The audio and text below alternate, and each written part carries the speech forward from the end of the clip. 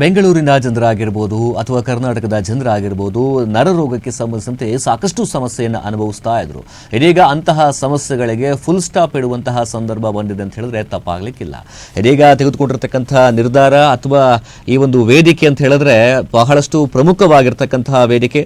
ದಕ್ಷಿಣ ಏಷ್ಯಾದ ಮೊದಲ brain lab functional neuro surgery reference centre ಮತ್ತು ಸೆಂಟರ್ ಆಫ್ ಎಕ್ಸಲೆನ್ಸ್ ಸ್ಥಾಪನೆಗಾಗಿ ಬೆಂಗಳೂರಿನ ಕಿಮ್ಸ್ ಆಸ್ಪತ್ರೆ ಹಾಗೂ ಜರ್ಮನಿ ಮೂಲದ ವೈದ್ಯಕೀಯ ತಂತ್ರಜ್ಞಾನ ಸಂಸ್ಥೆ ಬ್ರೈನ್ ಲ್ಯಾಬ್ ನಡುವೆ ಇದೀಗ ತಿಳುವಳಿಕೆ ಒಪ್ಪಂದಕ್ಕೆ ಸಹಿಯನ್ನ ಹಾಕಲಾಗಿದೆ. ಈ ಸಹಭಾಗಿತ್ವದ ಮೂಲಕ ಪಾರ್ಕಿನ್ಸನ್ ಕಾಯಿಲೆ, ಅಪಸ್ಮಾರ ಸೇರಿದಂತೆ ಸಂಕೀರ್ಣ ನರ ಸಂಬಂಧಿ ಕಾಯಿಲೆಗಳಿಗೆ ಅತ್ಯಾಧುನಿಕ ಮತ್ತು ನಿಖರ ಚಿಕಿತ್ಸೆಯನ್ನ ಒದಗಿಸುವ ಜೊತೆಗೆ ನ್ಯೂರೋ ಸರ್ಜನ್ಗಳಿಗೆ ಕೂಡ ವಿಶೇಷ ತರಬೇತಿ ಹಾಗೂ ಸಂಶೋಧನಾ ಅವಕಾಶಗಳನ್ನ ಕಲ್ಪಿಸತಕ್ಕಂಥ ಗುರಿಯನ್ನ ಹೊಂದಲಾಗಿರತಕ್ಕಂತಹದ್ದು.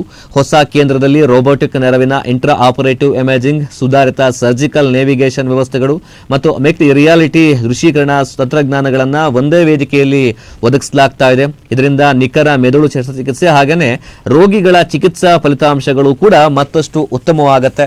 ಇನ್ನು ವಿಶ್ವ ಆರೋಗ್ಯ ಸಂಸ್ಥೆಯ ಪ್ರಕಾರ ಜಗತ್ತಿನ 40%ಕ್ಕೂ ಹೆಚ್ಚು ಜನರು ನರ ಸಂಬಂಧಿ ಕಾಯಿಲೆಗಳಿಂದ ಬಳಲ್ತಾ ಇದ್ದಾರೆ. ಭಾರತದಲ್ಲಿಯೂ ಕೂಡ ಪಾರ್ಕಿನ್ಸನ್ ಹಾಗೂ ಅಪಸ್ಮಾರ ರೋಗಿಗಳ ಸಂಖ್ಯೆ ಹೆಚ್ಚುತ್ತಿರುವ ಹಿನ್ನೆಲೆಯಲ್ಲಿ ಡೀಪ್ ಬ್ರೈನ್ ಸಿಮ್ಯುಲೇಷನ್ ಮತ್ತು ಎಪಿಲೆನ್ಸಿ ಸರ್ಜರಿಯಂತಹ ಸುಧಾರಿತ ಚಿಕಿತ್ಸೆಗಳ ಅಗತ್ಯತೆ ಕೂಡ ಹೆಚ್ಚಾಗಿರುವಂತಹದ್ದು. ಈ ಕುರಿತು ಹೆಚ್ಚಿನ ಮಾಹಿತಿಯನ್ನು ಕೊಟ್ಟಿರತಕ್ಕಂಥ ಬ್ರೈನ್ ಲ್ಯಾಬ್ ಸಂಸ್ಥೆಯ ಅಧ್ಯಕ್ಷ ವಿನಿಶಿಯಸ್ ಡೆಸ್ಪಾಯ್ ಮ್ಯಾಚ್ಯುಯಲ್, ಈ ಕೇಂದ್ರವು ದಕ್ಷಿಣ ಏಷ್ಯಾದಲ್ಲಿ ನಿಖರ ಮಾರ್ಗದರ್ಶನದ ಫಂಕ್ಷನಲ್ ನ್ಯೂರೋ ಸರ್ಜರಿಯ ವಿಸ್ತರಣೆಗೆ ಮಹತ್ವದ ಹೆಜ್ಜೆಯಾಗಿದ್ದು, ತಂತ್ರಜ್ಞಾನ ಮತ್ತು ತರಬೇತಿಯನ್ನ ಒಟ್ಟುಗೂಡಿಸುವ ಮೂಲಕ ಭವಿಷ್ಯದ ನ್ಯೂರೋ ಸರ್ಜಿಕಲ್ ಪರಿಣಿತಿಯನ್ನ ಬೆಳೆಸುವಂತಹದ್ದು ಅನ್ನುವಂತಹ ಮಾಹಿತಿಯನ್ನ ಹಂಚಿಕೊಂಡಿದ್ದಾರೆ. ಇನ್ನು ಕಿಮ್ಸ್ ಆಸ್ಪತ್ರೆಯ ಪ್ರಾದೇಶಿಕ ವೈದ್ಯಕೀಯ ನಿರ್ದೇಶಕ ಹಾಗೂ ಅಡಲ್ಟ್ ಮೆಡಿಕಲ್ ಇಂಟೆನ್ಸಿವ್ ಕೇರ್ ಮತ್ತು ಎಮರ್ಜೆನ್ಸಿ ಸರ್ವಿಸಸ್ ಮುಖ್ಯಸ್ಥ ಡಾಕ್ಟರ್ ಆರ್ ಚಿನ್ನದೊರೈ ಕೂಡ ಮಾತನಾಡಿ, SHIFT ಉಪಕ್ರಮದಡಿ ನಾವು ದಕ್ಷಿಣ ಏಷ್ಯಾದಲ್ಲಿ ಫಂಕ್ಷನಲ್ ನ್ಯೂರೋ ಸರ್ಜರಿಯ ಹೊಸ ಮಾದರಿಗಳನ್ನು ರೂಪಿಸಿದ್ದೇವೆ.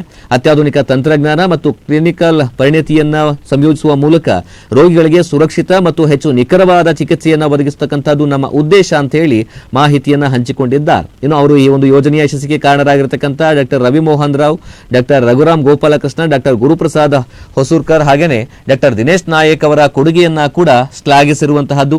ಈ ಒಂದು ಸಹಭಾಗಿತ್ವದ ಮೂಲಕ ದಕ್ಷಿಣ ಏಷ್ಯಾದಲ್ಲಿ ನ್ಯೂರೋ ಸರ್ಜರಿ ಕ್ಷೇತ್ರದಲ್ಲಿ ಹೊಸ ಮಾನದಂಡ ಸ್ಥಾಪನೆಯಾಗಲಿದ್ದು, ವಿಶ್ವ ದರ್ಜೆಯ ತಂತ್ರಜ್ಞಾನ, ವೈದ್ಯಕೀಯ ಪರಿಣತಿ ಮತ್ತು ತರಬೇತಿ ಕಾರ್ಯಕ್ರಮಗಳ ಮೂಲಕ ರೋಗಿಗಳ ಆರೈಕೆ ಗುಣಮಟ್ಟವನ್ನ ಮತ್ತಷ್ಟು ಕೂಡ ಹೆಚ್ಚಿಸತಕ್ಕಂತ ನಿರೀಕ್ಷೆ ಇದೆ.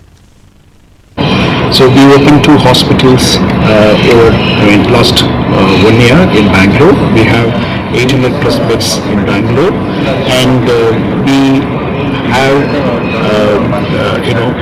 invested and equipped both our hospitals with advanced systems, including brain lab. We invested almost 30 crores each operation theatre for this advanced neurosurgery. So we recruited very highly specialized team of neurologists and neurosurgeons, namely Dr. Ravi Mohan Rao, Chief Neurosurgeon in Electronicity Branch, along with Dr. Dinesh Nayak, is a leading neurologist in India.